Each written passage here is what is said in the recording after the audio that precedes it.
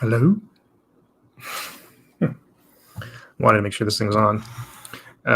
So I thought I'd come in here and do a live, and I'm looking to make sure this thing is working. I thought maybe it might have generated a little bit of interest. What is the best time to go live? Seems like...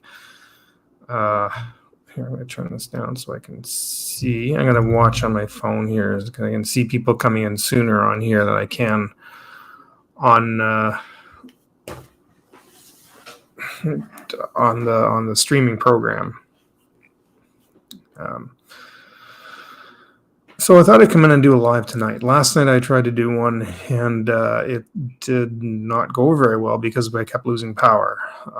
We had a thunderstorm coming through, and actually it was just the internet that was dropping last night, and then we lost power today. So, but I thought I'd try another one tonight. I should have put up an announcement of some kind, and I didn't because I really wasn't feeling well today.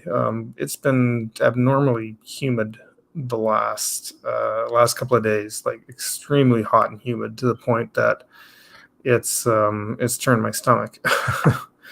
It's not been healthy out there, and I've been avoiding going out. I was supposed to work tonight, and because of the power outage, everybody was sent home, so I have no work tonight. I don't have to go to work, so I thought, all right, well, I'll try a stream again. I just haven't been feeling well, and it's been late. I'm late getting on. I know it's after 11. I'm not even sure if anyone's out there exactly yet. Normally somebody pops in, but I'm not. I don't know if anyone's online. So I say, what is the best night? I've seen some people go on early in the week, like Monday and Tuesday, and they get like a whole bunch of people show up. And I thought maybe, I don't know, I figured like a Wednesday or Thursday might be the same as that, but apparently not. Apparently I've been getting like nobody on these streams, and I'm trying to see if there's anyone else streaming at the moment. Comic Art Fans is streaming. I'm not seeing anybody else. There's barely even any uploads. So something about Thursday nights is a really slow night. I don't know. I thought I'd do a little demo. I figured I'd do a little bit of a demo, but because I wanted to test out the animation feature in Clip Studio Paint. I've never used it before, and I thought this might be an opportunity to do that. But evidently not.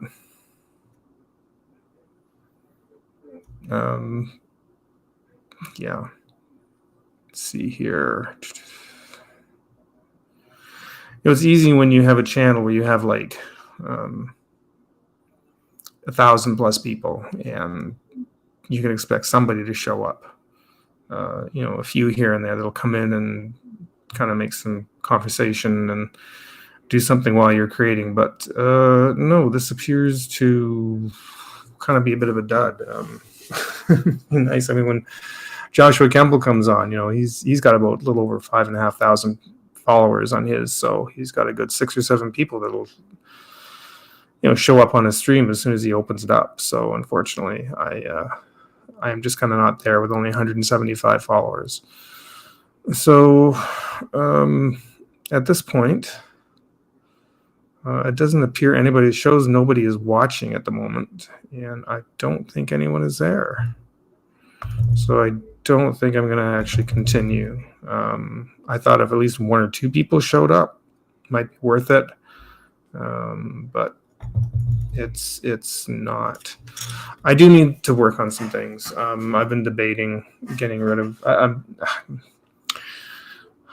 not going off social media, but I'm getting rid of a couple of them, like TikTok and that just is kind of toxic and useless, and I think I'm better off without that. I don't know if anyone else uses. There's nobody watching. If there's nobody watching this, I'm not even going to keep it. I'm not even going to keep this thing actually on. I'm going to keep this thing on my list. I think I'm just going to go back to pre-recorded videos, because my lives are just not. Except for Art Block. Art Block will still continue. I can try one on a Monday night, I guess. I am off on Monday nights. Last Monday I was out with a friend of mine, but Yeah, maybe I could try it. That seems to be a busier night for whatever reason. People seem to, maybe it's because nobody likes Mondays and it's something relieving, I guess, at the end of the day. That's the only thing I can think of. It's something you can do that's fun to get your mind off the fact that it's Monday. But Monday is the first of my 3 days off. Hi, Adam. Hi, you guys. It's just me. I was actually just about to I wasn't even sure I was going to keep doing this. Thanks, Adam. Appreciate it. There's going to be a stream, but I appreciate it. Thanks. Hope you're doing all right. I don't know. I could try for a little bit. Now that I've kind of yacked and done this, I'm going to actually see if I can put something up. I guess there's a good chance for me to test out a couple of things.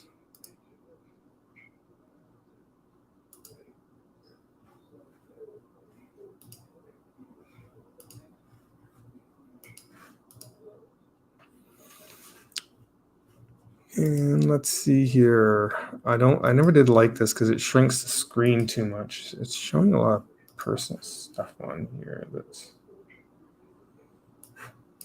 yeah. But hi, Terry. How you doing? I don't know if I'm going to be staying long or not. This has been kind of a little bit of a, last couple of days have been a little bit of a dud for this, and I've been a little bit discouraged about doing streams. So, but I was going to test out something with Clip Studio Paint, and it's the animation portion of it. But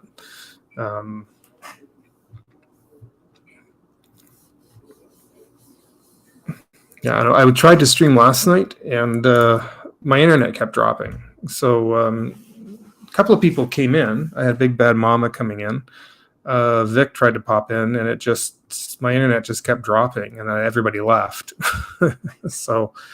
And then this morning, actually the power went out completely this morning. But yeah, last night was kind of a little bit of a dud. I do want to do a couple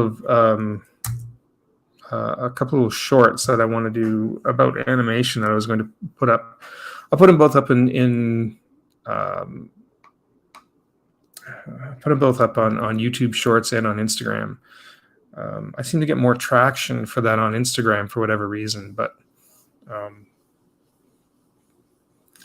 yeah, it's true. It's actually a good night for to, I guess, experiment a bit if there's not really very many people here. But I did want to test this out.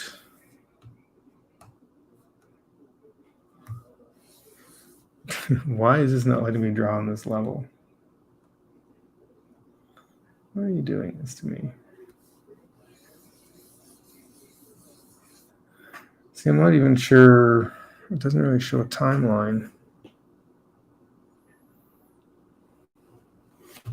I was trying OpenTunes. OpenTunes is I just started looking at it, and it's a free animation program.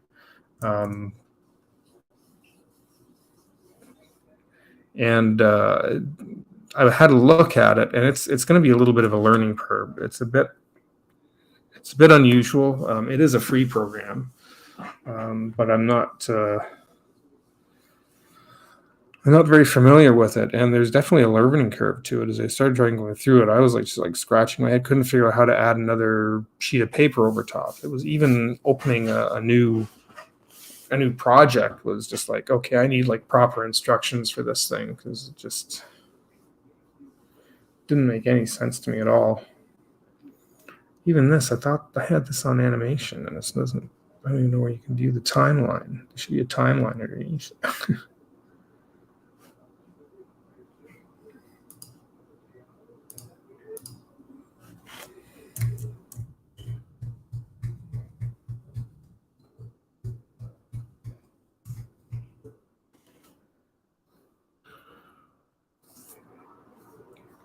But it's been really, I was saying earlier, it's been really hot and really humid here today. And it was actually just,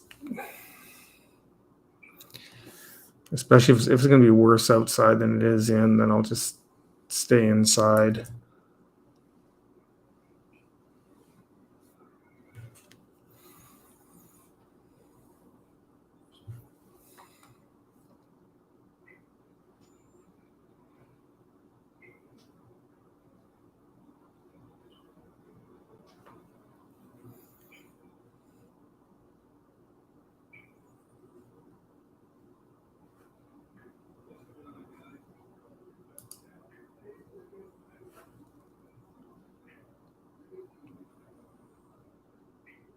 I have no idea. I need to actually learn some instructions about this because I have no idea. Like it's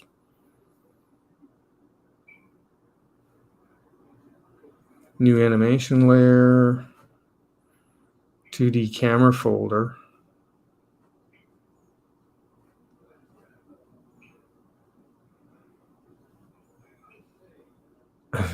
These are all. Oh, I guess even Terry left. That was 0 viewers. All right, you know what? This is really boring. I get it. I'm not gonna bother.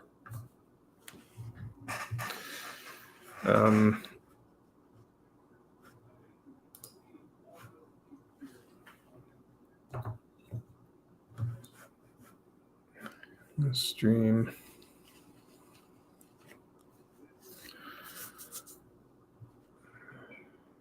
I'm sorry. I'm looking at something on the program here, just because it's. Oh, you're still here. It's showing zero viewers, so that's why. I figured there wasn't anyone here. I'm sorry. This isn't very interesting tonight, Terry. I thought maybe if there was a few more people here, a couple more, it might make it more engaging and interesting. And I was going to try something with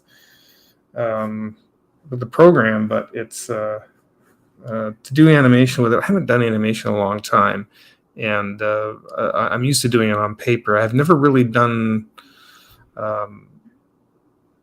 I've never done actual like doing 2D animation actually on the computer. I've done illustrations and cartoons, that kind of thing, but I've never fully animated anything yet. And there is a couple of free programs I've tried to kind of fiddle around with. There's even like a really cheap little one called Pencil 2D, and the whole interface kind of looks like a kid's. Here, let me bring this up. Even this, I'm not even that familiar with. So it's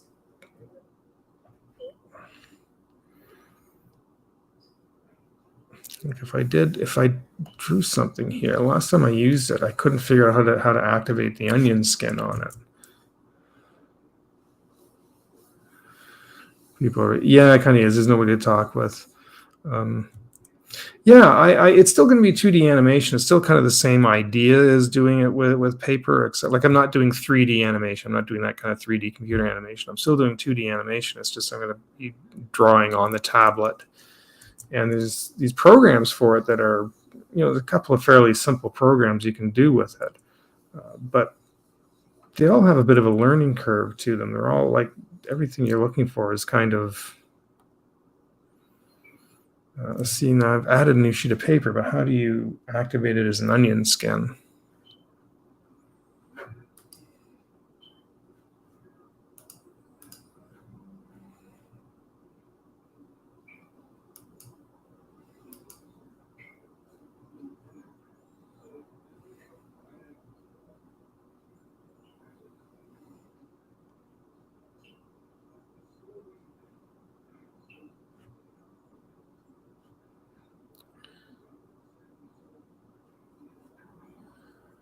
Okay, yeah, there's a lot of stuff here. I'm not. Oops. That just zoom in on me?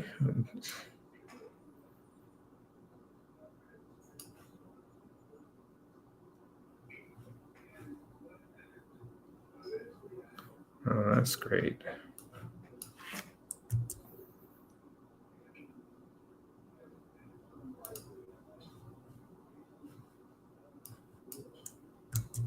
Draw right off the paper. This is like so bizarre. I have no idea what I'm doing. I don't mind some 3D animation. I'm not as there's some good films out of Pixar, etc. But I'll be more entertained by like handmade 2D animated film any day. That's why I still like to watch them every Christmas. I still watch Klaus. because I think that's got some beautiful work in it. It sort of looks 3D animation just because of the way it was colored in the computer, but it's actually a fully 2D animated film though. But I watch it every Christmas. It's the work on that film is just phenomenal.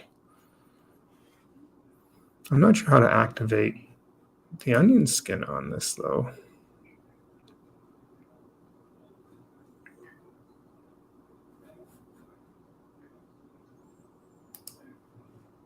Next.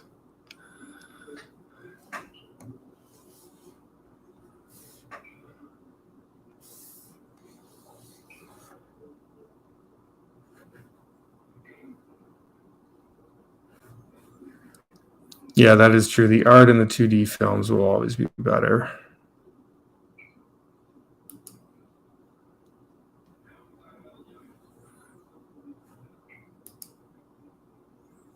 Okay.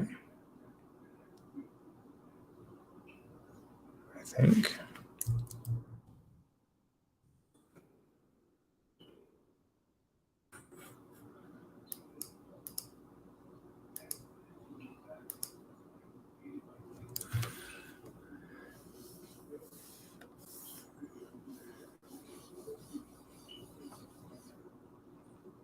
I was going to try and show a little bit about using squash and stretch.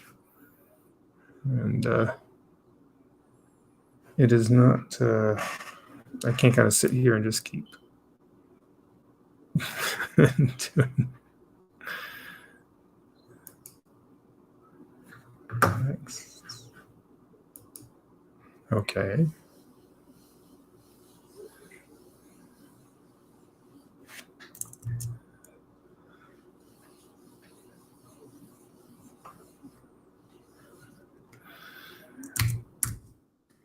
You know, they taught us in school from the very beginning.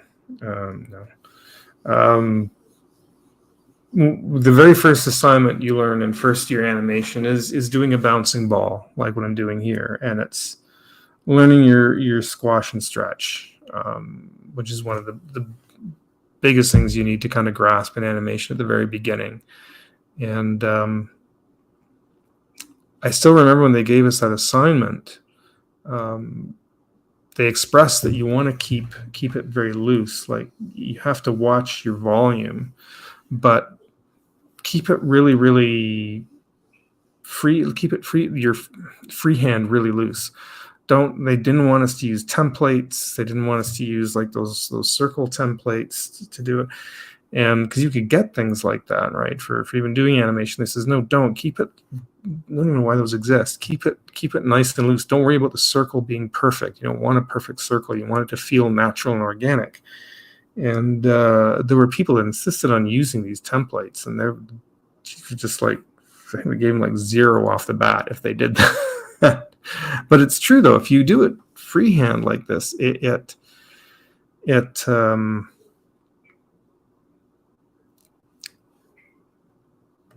is that how you add another one?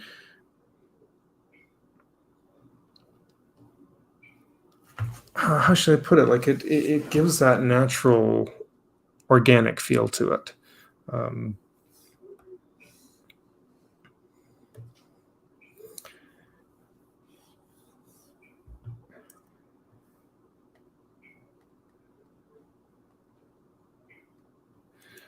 See, I'm not even sure if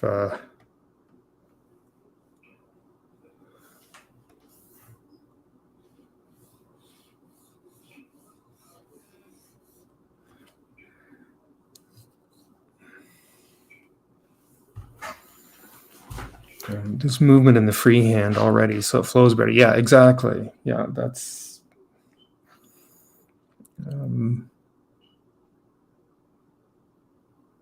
I'm not even sure how you're gonna. Whoops, play it back. See that? How do you add?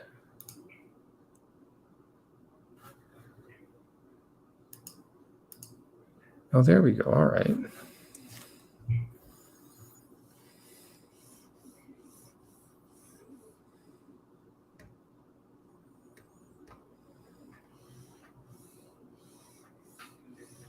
The most important thing is that you have to try and keep volume consistent through it. So if you can imagine it, the ball being filled with water, no matter whether it's stretching as it's falling or squashing when it's hitting the ground, it's always the same amount of water. You would think that this should hold the same amount no matter what shape. So you want to keep it that consistent. You don't want it to slowly start shrinking as you're animating, because then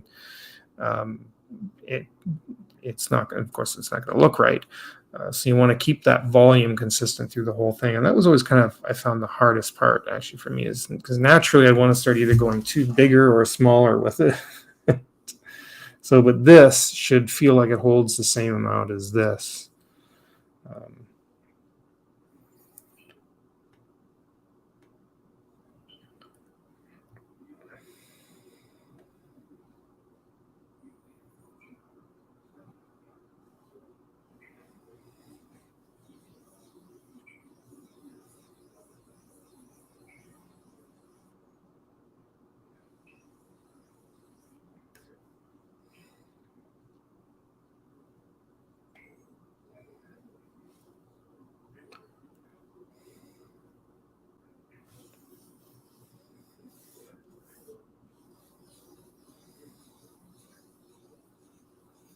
You see what this looks like when it,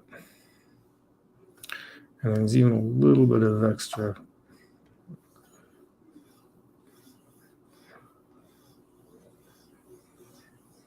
squash at the top before it comes back down.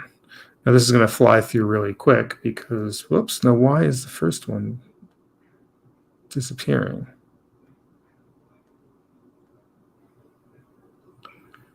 I wish it wouldn't do that.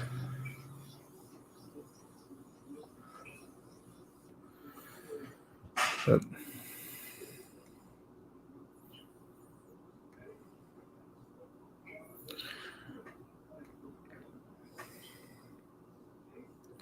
maybe I can put that on a loop.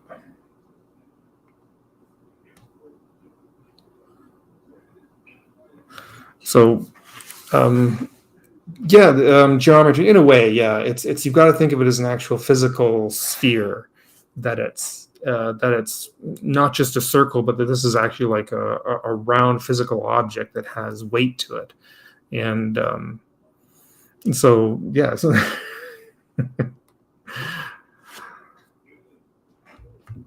So yay, that kind of worked. I would go back and add more in betweens. Just so, can I add an in between in this? So if I went 1 to 2, like they're keys. Nope. How can I add?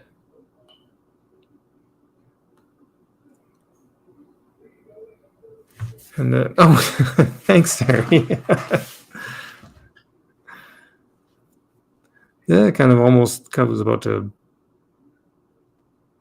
turn it in there at one point. All right, so if I can figure out how to actually add an in-between into this, add a frame. No, I don't want it at the end. No.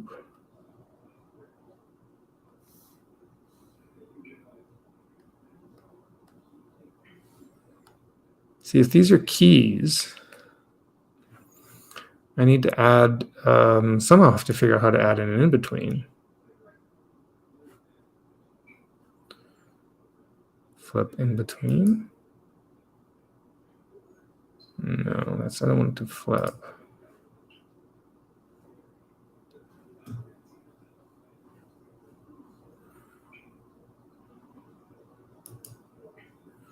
See, it keeps wanting to add a frame onto the end.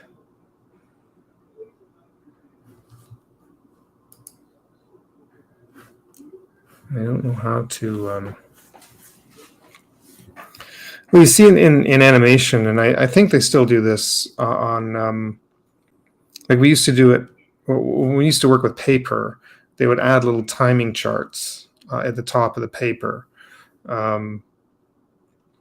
So you'd see in the corner of sheets when if you ever look at if you ever find any original animation sheets, you'll see at the top they'll have like timing chart that looks like this, and they'll break down how they want it, how they want the animation to flow. So like if they go, this is key number 1, right? They'll say tilt to the next, this next one here. They might want an extra 2 drawings, but it's got to pick up speed. When something's moving slower, there's more drawings, and as it picks up speed, there's less drawings between them, right? So this ball is at the top, and it's starting to pick up speed. We might put one more in between it, like here. So it'll be a perfect drawing. It'll be an exact in between these two. And then they'll go right, and they'll go like this, and that to indicate that's exactly in the middle. But they might also then from that one, that middle one, to the top, because I want to really slow and pick up speed, there'll be another one in here, right? So this will require like 1, 2, 3, 4. So we got to have these two in betweens. Stop asking me to save. Not right now. These two in betweens here, 2 and 3, and you'll see these timing charts. And I think they still use them in working on a tablet like this. But right now, I'm trying to figure out how to add the extra sheet of paper. I just stick a sheet of paper in between the two. This, I'm not sure actually how to do that, because every time I hit like add, it wants to add it at the. If you can see here at the on this chart, it keeps wanting to add it on to the end here. So I'm not sure. See, like this, it'll add it down here. That's at the end of it. And I don't know if I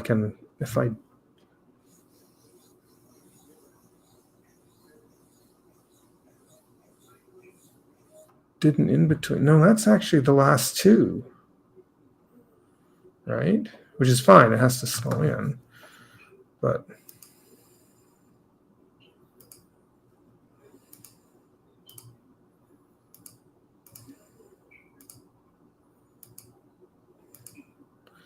see, that one's coming at the end there. Yeah, let me go back.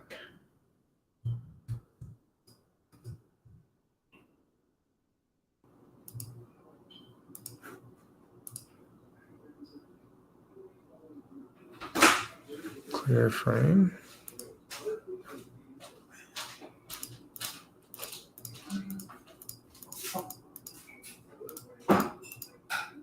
This is a very confusing program.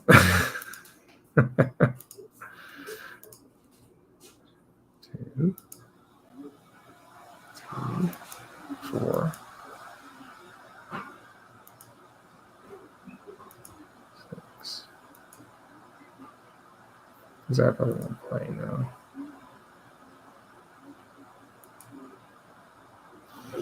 Yeah, it's true. It's not at the moment.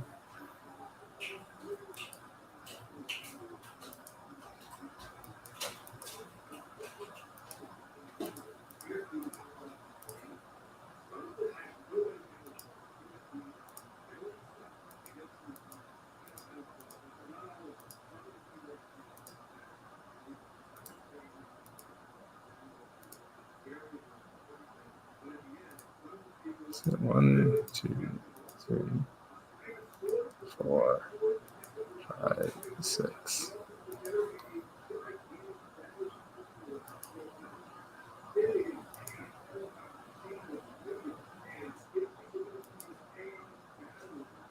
Get rid of that one for a moment.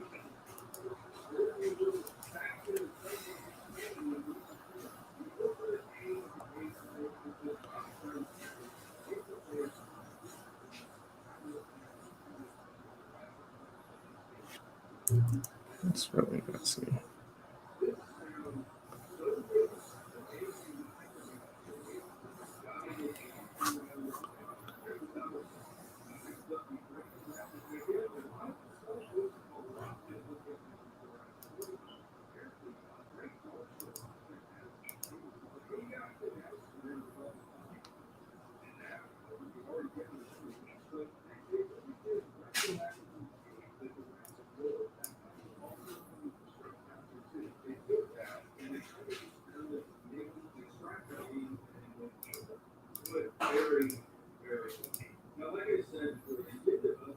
Yeah, I'd really like to know how to just add one in between that.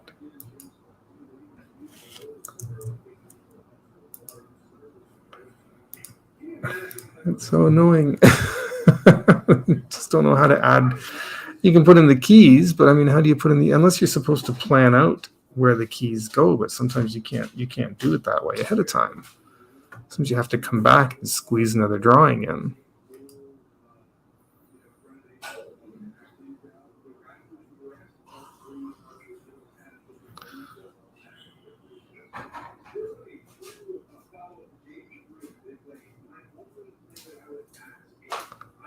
It's very odd.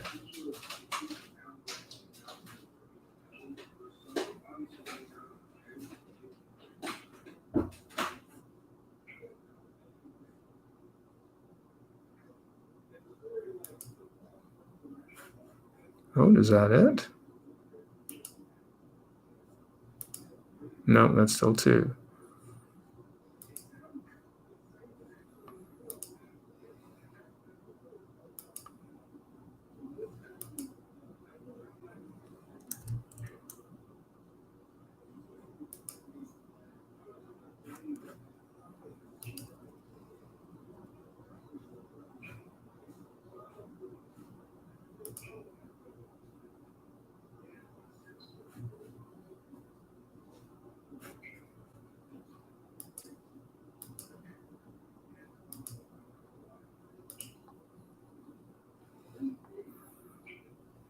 It's very strange. I can't figure out how to actually just insert one in between these top 2 drawings. Anyways, so that's really bizarre. That's really, I'm sure there's a way to do it, and I'm just not seeing it.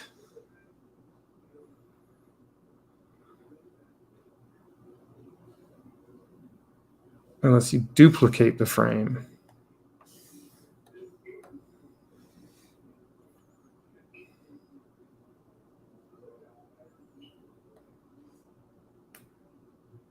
And it duplicates it at the end. It still puts it at the end of the timeline. Hey, Vic. Yeah, no freezing tonight yet so far. Touch wood. But I can't figure out this stupid animation program. I put in the keys and can't seem to go back and insert an in-between. It keeps wanting to tack stuff onto the end, and I can't figure out how to go back in between the frames and actually add something in between the frames to do proper in-betweening. It's very frustrating. I'm really annoyed at it. But I had it working here.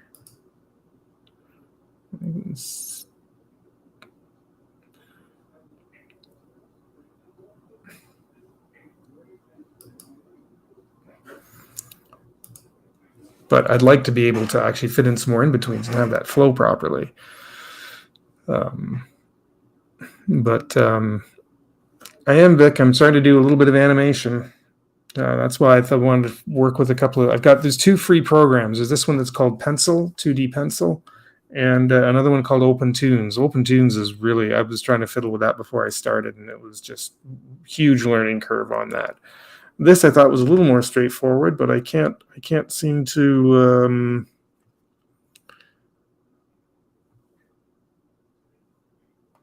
I can't seem to be able to do in-betweens with it.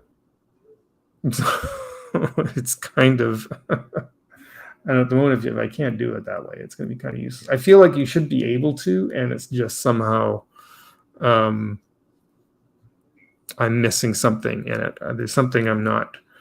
I'm completely overlooking in the program. I'm not sure really how it's because it's got onion skin. Yeah. Oh, Vic. I mean, aren't comics and animation kind of along similar lines? I mean, you're still drawing. So, not able to move the frames either. Well, that's what I was wondering. Like, I've been clicking on them, trying to drag them, and it doesn't even do that. It just flips through them. And I thought, okay, maybe if it adds a frame onto the end and then I could drag it over in between, maybe then I could maybe have to do it that way. But even that's just, even that, it's not letting me do that. It's extremely annoying. And I don't know. But no, I don't think that's layers. No, I don't want that.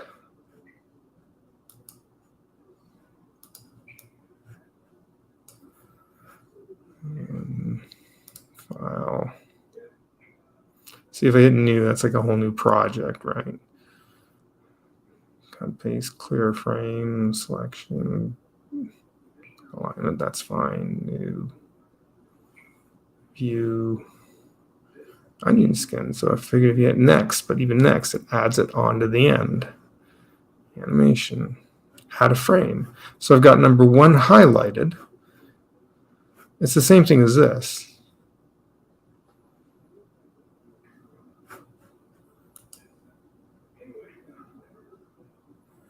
Flip in between. Well, that's stupid. I'm going to be sitting here all night trying to fiddle with this. I don't want to do this. Anyways, that's sort of the basics of a bouncing ball. You would go in and make your timing charts and figure out where things move faster and where they move slower. And the slower they are, the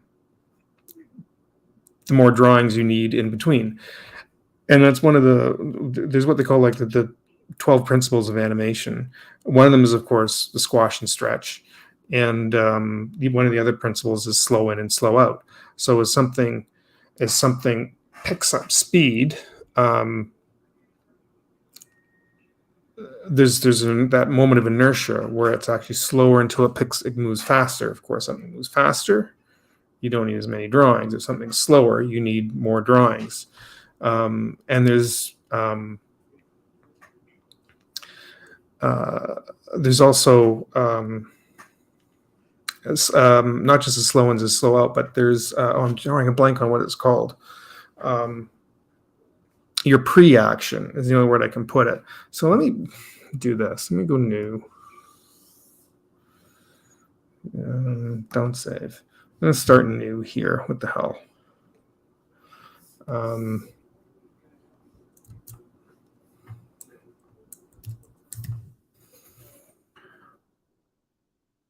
So if you have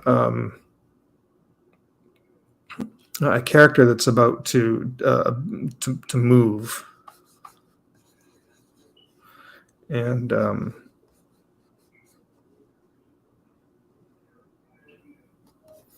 he's standing here, right? And never ask again. No, I didn't see that the first time. So if a character is gonna start walking, like I've got him leaning forward just a little bit because he's got a little bit of an arch. He's going to start walking.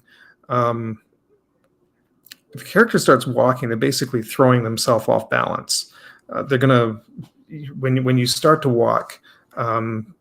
Hi, Paul. How you doing? I got some people coming in here. Yeah, so a character starts to walk, they're actually literally throwing themselves off balance. You're actually tipping yourself forward. You're almost throwing yourself forward, and you kick a foot out to catch you. And that starts the inertia that starts you walking. You're throwing yourself off balance, kicking feet out in front of you. Now, to get that extra bit of inertia, there's kind of what they call like a pre-action. I'm drawing the blank on the technical word for it. Good Lord. So if I add another frame here, instead of just moving into it, he's going to back up and then throw himself into it. So he might, as he's going to move back, he might lead with the hips. The hips are going to pull back sort of in this sort of motion, right? So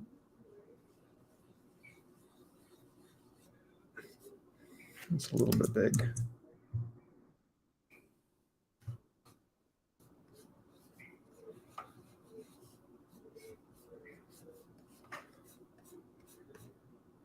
This is really exaggerated, but that's fine.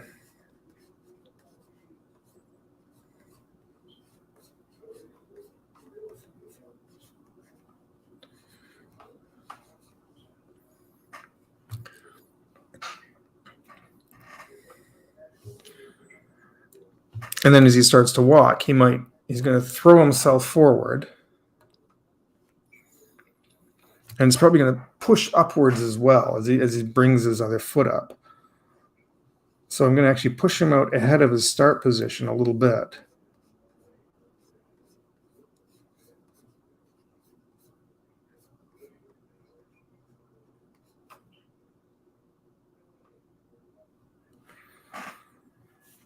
And there's a secondary action, which is his arm swinging.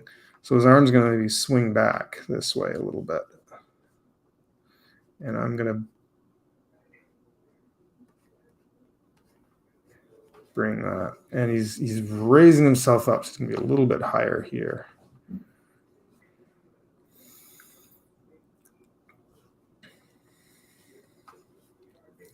And then on the next frame,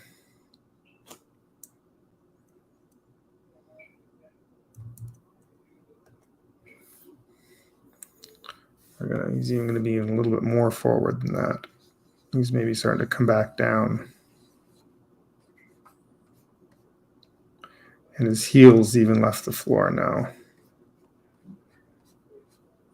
And this foot's throwing out forward to catch him.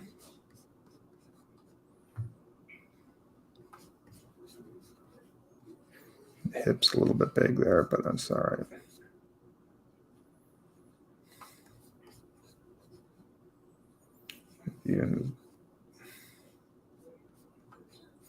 This is going to go by really fast here because it's only 4 drawings. And his foot is going to catch him.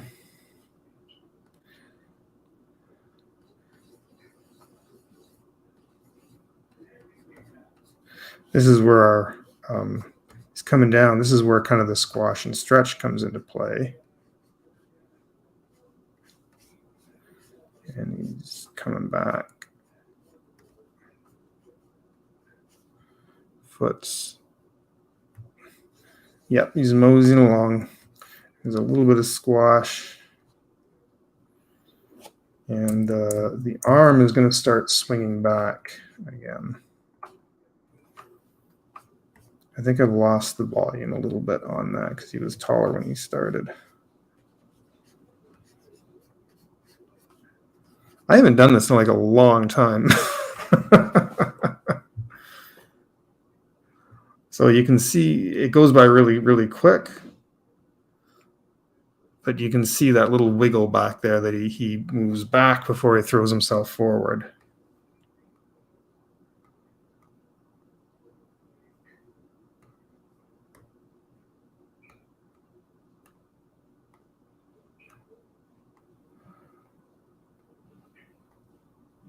Kind of works though. His foot should have come down a bit lower. That's right. His foot's up a bit high. I would have probably, if I was to do this properly, I might have had like a line here to kind of indicate where the foot's going to land. So I don't do what I just did. So, but there you can kind of see when you go frame by frame like that.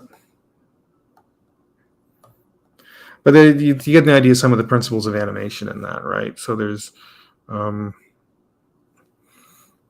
keep calling it pre-action, and that's not the technical word for it, but anticipation, I think is what I was looking for. There's anticipation, which is this pose right here. It's the anticipation to walk. So there's the static, leans back to get ready, and then he throws himself into it. There's secondary action, which is the arm swinging. Secondary action, a good idea to learn secondary actions, things like flags or something that's waving in the wind.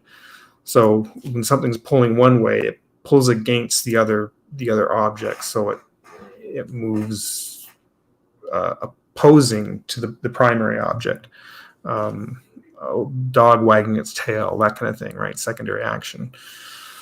And there's weight and volume, and then it gets into the whole thing of performance to give it some sort of life and whatnot, right? So that's everything in kind of a quick little nutshell.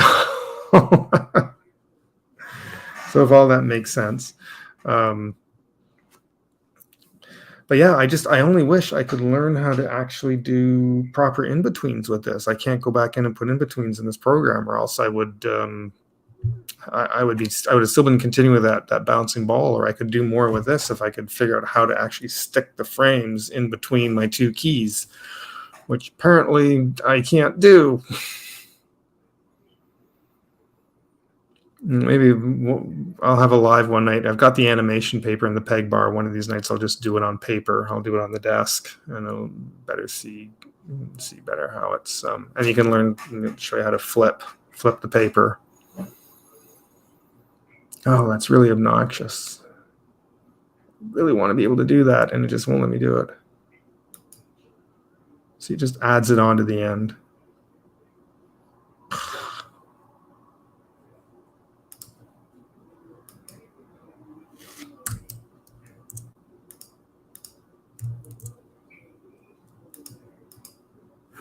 Yeah, and so I'm going to close that out. So that's kind of it. That's basic animation in a nutshell, and that's kind of what I want to start working on a little bit again. The idea that I had for the comic that I was doing for the anthology, the Star Tales, I said I always kind of envisioned as something animated. I won't be able to animate the whole thing. It's too big to do as an animation project. But if I could take individual frames, I can kind of do it like a moving comic, but I'm going to make it it will be like approaching a film, so it'll all be within the sort of the 16:9 aspect ratio, and I can maybe add some sounds, some voices, that kind of thing. So let's see, because I can.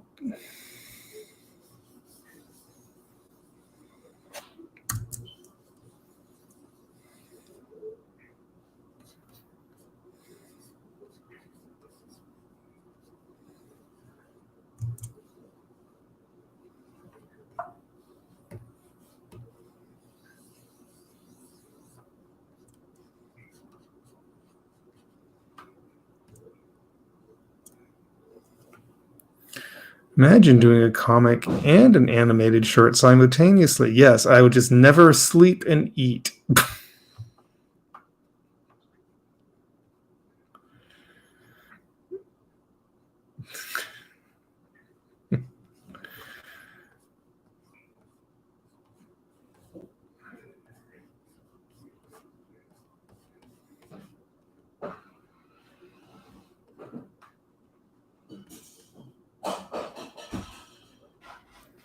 I can hear my roommate in the next room crashing. I don't know what he's doing, but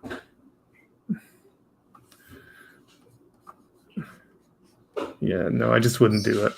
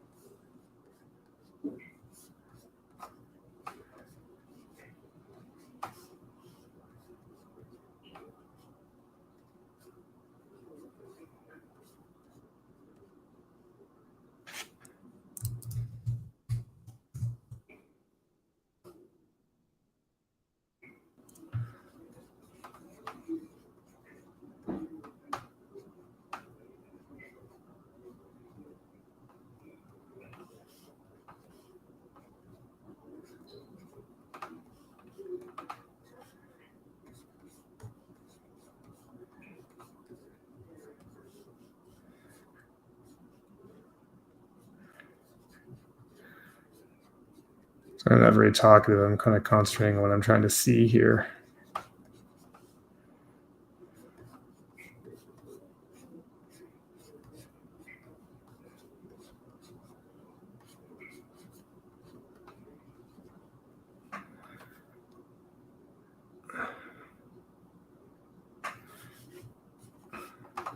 Yeah, I am. I'm actually trying to see if I can animate him.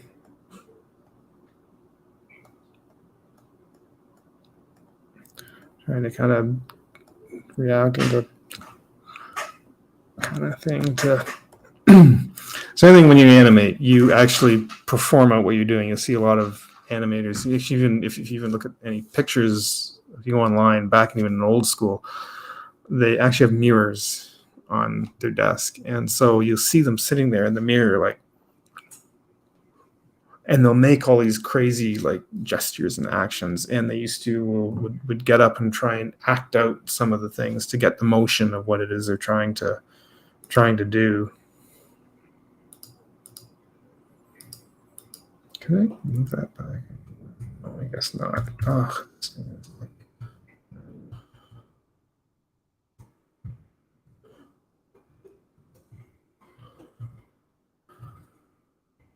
I like the fact the neck is squashing out, is stretching out a little bit too.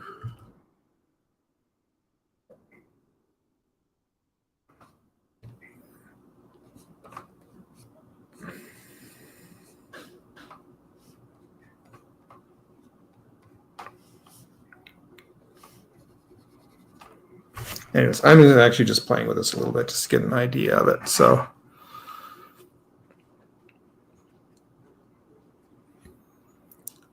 comic arts, yeah, they do too. They'll sit there with to get the expression, whatnot. It's even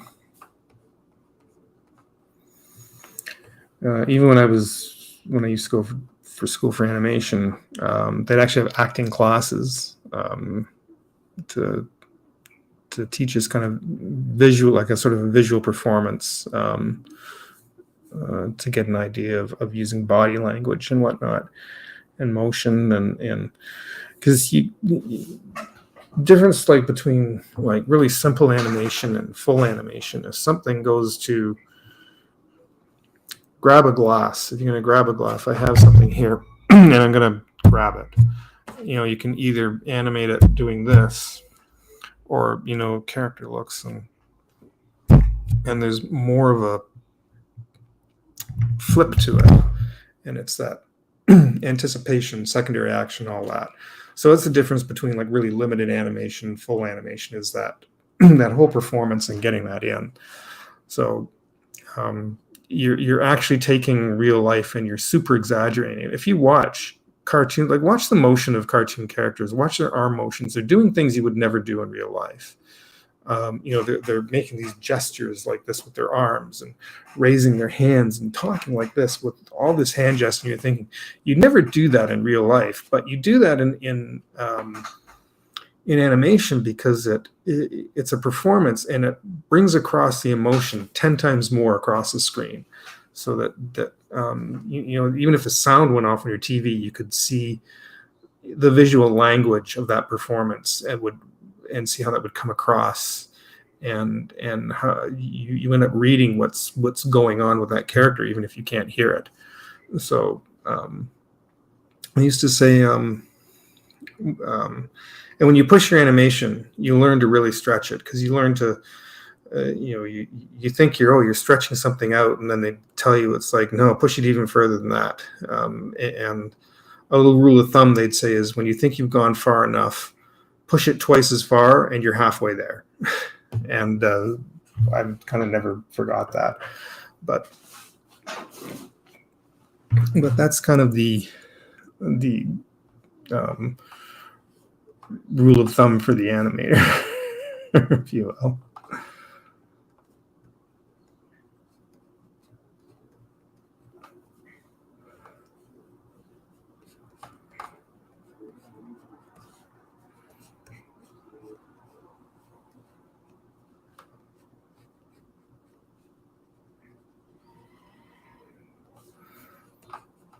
So that was kind of, I guess this was kind of it for tonight, I guess. I'm going about an hour. I guess I can go a little bit longer. Not really sure what else more I can do this.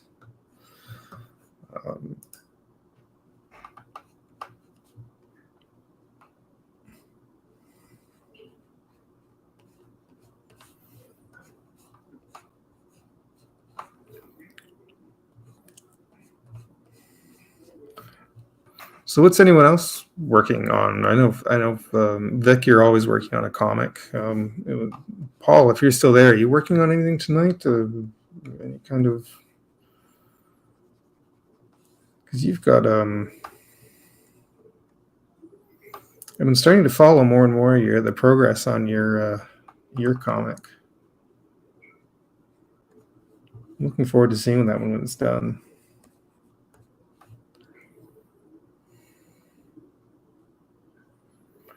Right now you're studying some camera movement of the stuff you're reading. Camera movement.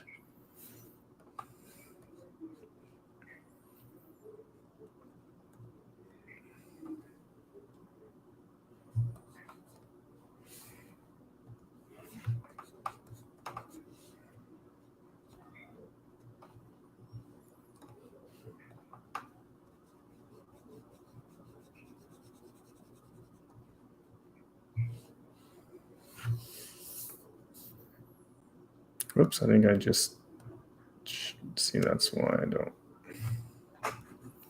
Can you merge that? Probably not.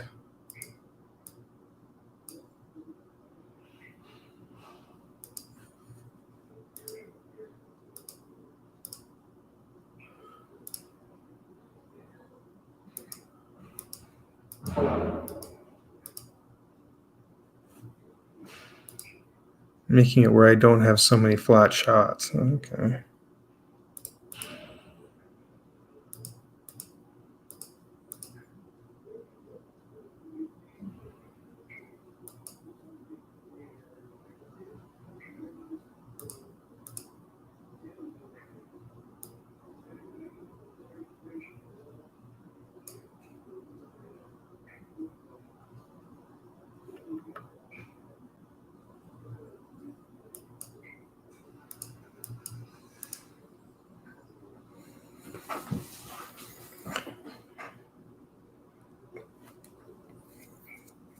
I was hoping to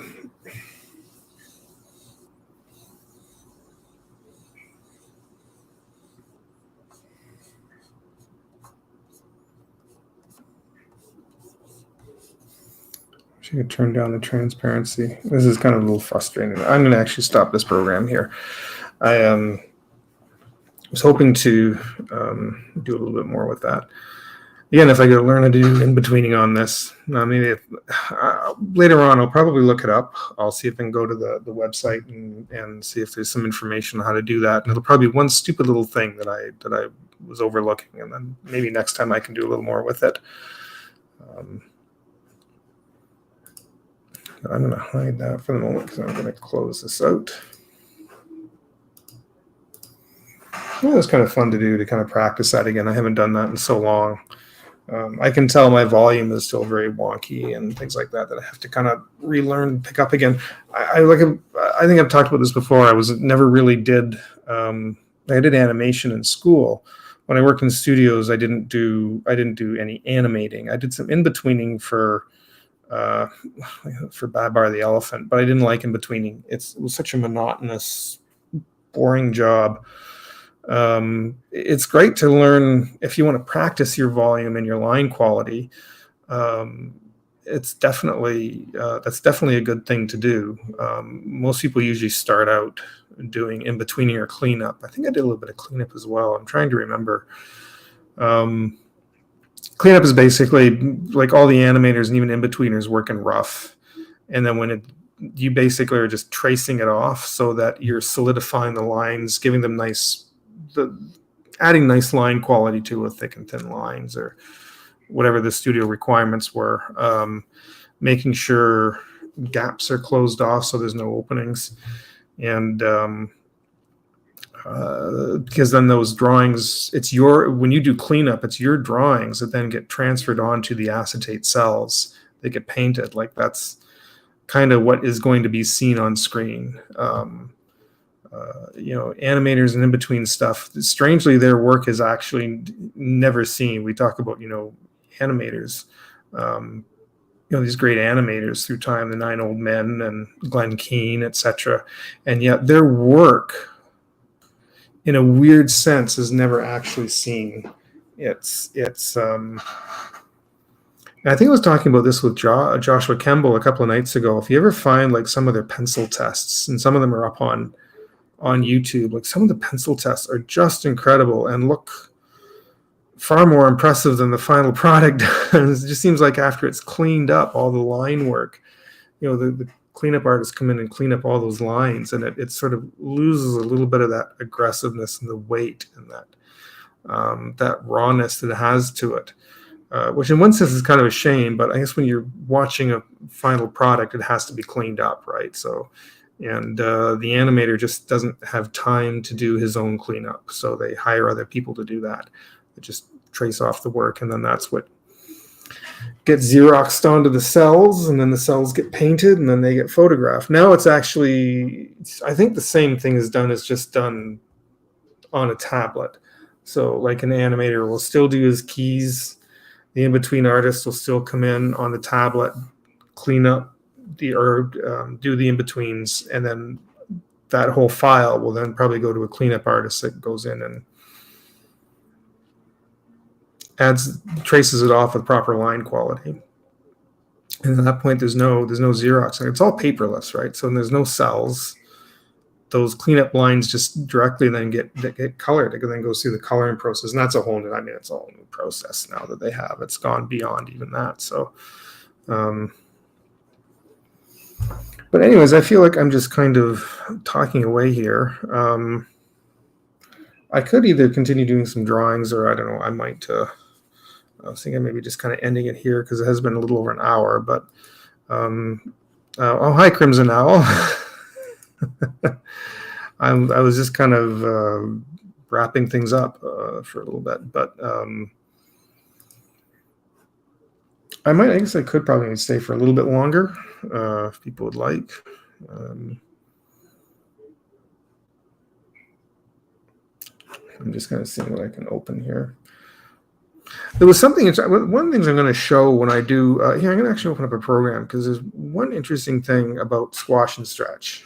How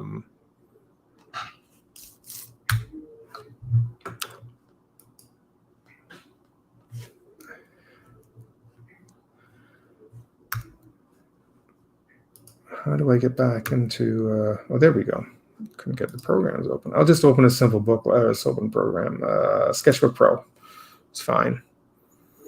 I'm going to do one little thing here because I've been talking a bit about animation, and yeah, okay.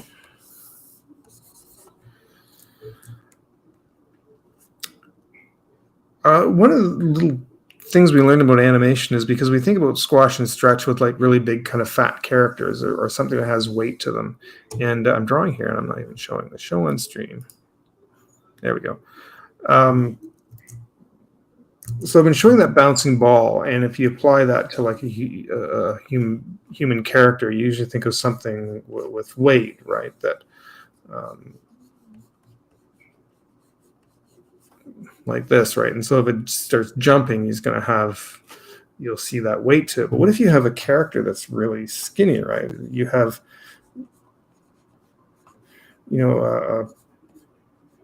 practically a skeleton type character like this. Where's the Squash and Stretch in the legs if it has these bony legs? And I read about this. The Disney ran into the problem when they were doing Bambi, and they really wanted these animals to move authentically, but they realized they didn't have any Squash and Stretch. And what they found is that the character like this, that's very rotund. You think of Snow White and the Seven Dwarfs. There is still a skeletal frame under here, right? So a bouncing ball, if you will, if that's actually a physical character, there's still actually a bone structure underneath in that. So what they found is that it was, as it's moving, it's the bone structure inside that is collapsing and moving. So you have a character like this that's a skeleton. The Squash and Stretch comes from the joints, like this. And then once you get the feel for that, you realize that you actually have a lot more squash and stretch to play with than you realized. It's right here in the joints, and that is so you can actually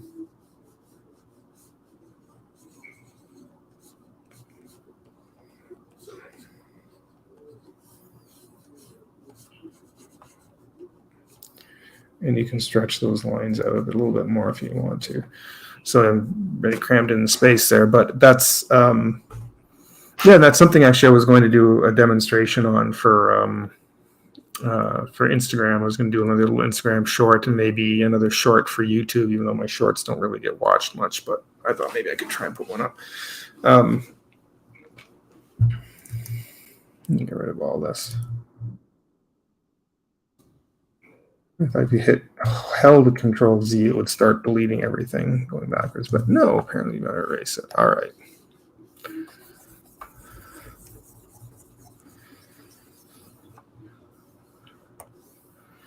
And then is your lesson through the evening. So, any questions? Bueller? Apparently, I have 5 people watching. Has there been any?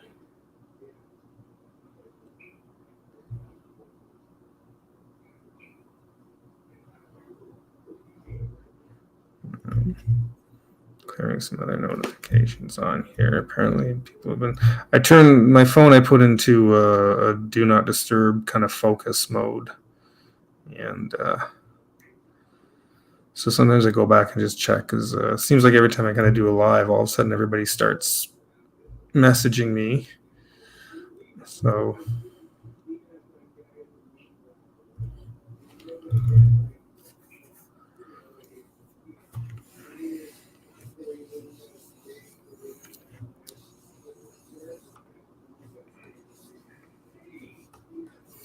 The hardest thing when doing animation, though, I still find is because when you're working with multiple sheets of paper, even though you're laying them over one after the other, when you start getting that motion going, and you start getting these extreme poses, is keeping volume consistent. And I think that's probably one of the hardest things I always found in animating was that I kept the subtle changes in the head with the squash and the stretch. It was hard to keep that volume consistent. And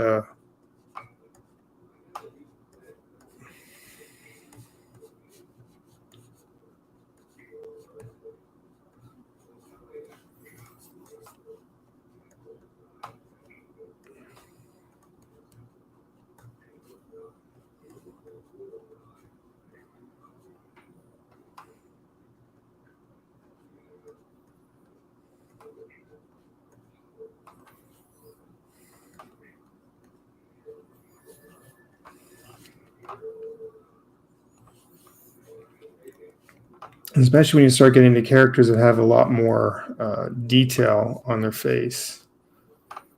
To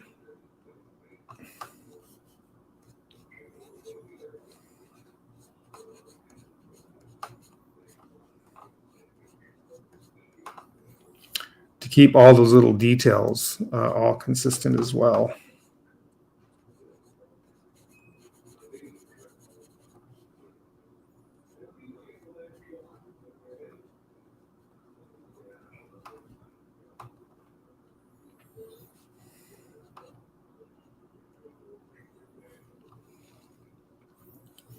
Looks weirdly a little bit like Captain Picard.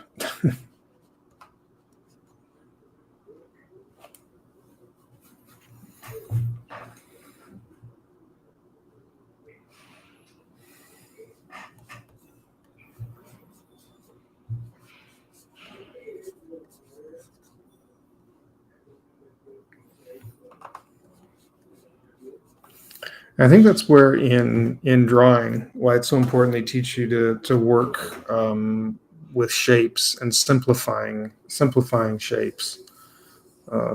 Your sphere, your cone, your cube. You notice it too that they're not teaching in terms of circle, square, triangle.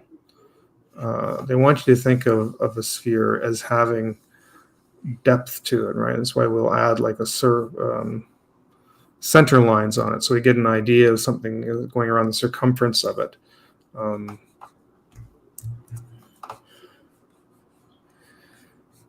With a triangle, if you add a round base to it, then this becomes more of a cone, right?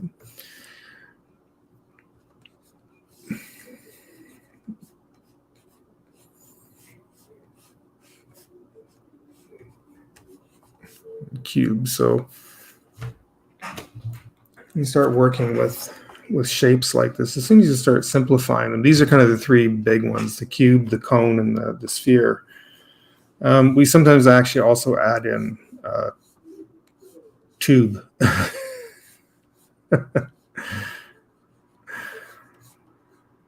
Which I think is also important too, is adding in these particular shapes, adding in this particular shape with these, because they can use be as a connection, especially when you're working with arms and that kind of thing. So when you're working with very quick gestures and you're breaking down shapes, it comes down to these things molded into this character that you're the character or thing or whatever it is that you're going to be animating. So you have a body that's sort of triangular shaped, circular for the head, box feet. Right, so, and then you have like a very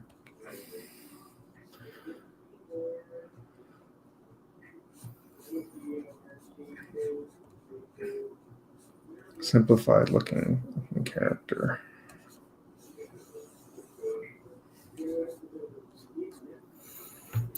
So I'm pushing right at the bottom of the screen here.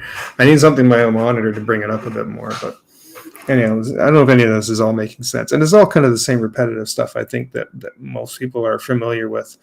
You go into anybody's YouTube channel that teaches anything to do with animation or cartoon drawing. This is all the real basic stuff, right? I think it's most of the stuff that we've all kind of heard kind of a million times over. His eye is driving me crazy. But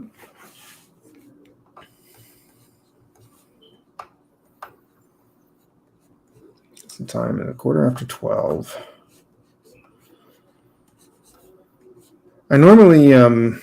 I would normally be at work tonight, but because of the power outage, they closed. I got a call earlier today saying that we're not going to open. So because it's YMCA, I should probably like all the computers shut down and the pumps turn off and that kind of thing. So a lot of this, the power is off for a couple of hours. So they just closed it. They can't keep it open when the power's off, and then it takes forever to bring everything back up. So I just closed it for the day. So I'm home, but I got to go back tomorrow. And something else I was going to mention. I'm going to close this off.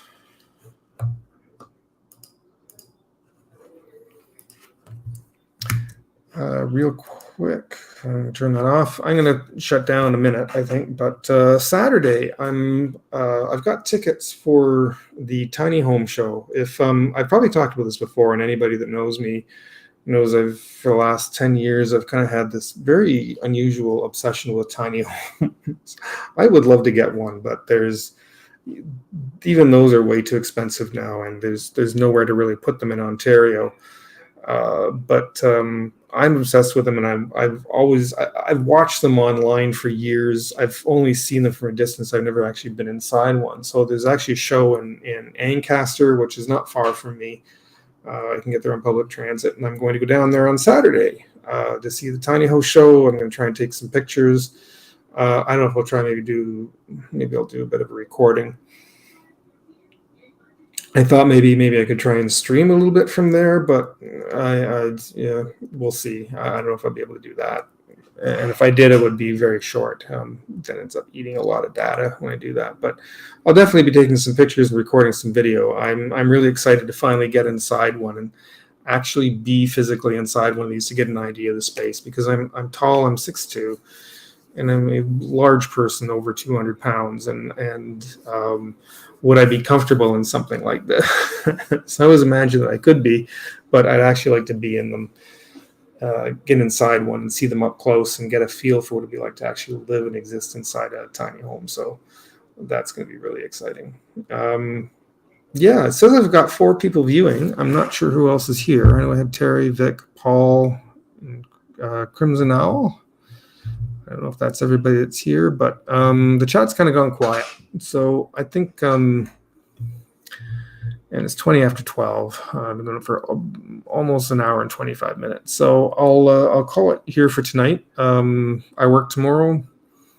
I'll probably post something on Saturday when I'm at the show. So, but thank you everybody for jumping in. I really appreciate it. Terry, it was nice of you to come in and chat, and Vic, you too. I'm still going to be up for a while drawing. If anyone else has a live stream going, hit me up. I thought Josh was going to be doing one. Joshua Kemble, I thought was going to be doing one again tonight. Maybe not. I know sometimes he plans to and then ends up kind of being too tired to do it. But anyways, thank you again, everybody. We'll definitely be in touch over the next couple of days, and I'll try and start planning stuff better for next week. I think I want to start pre-planning these lives a little better and what I'm going to do, and rather than kind of winging it. So, and now apparently I have an extra viewer. That's hilarious. But yeah, chat's gone weirdly really quiet. I'm just actually going to check something really, really quick before I go. Sometimes I don't trust. No, that's it. Okay. Sometimes I don't always trust this. Sometimes I've actually opened it up on the phone and realized that the chat's not coming through the streaming program, and there's people saying stuff, and then all of a sudden it'll all pile in late. I'm like, really? So, but all right, everyone. Thanks for joining me. Thanks for keeping me company, and we'll do this again very soon for sure. And I've got some practical artwork I'm going to be doing too in the coming week. So, all right. Cheers, everyone. Have a great night wherever you are.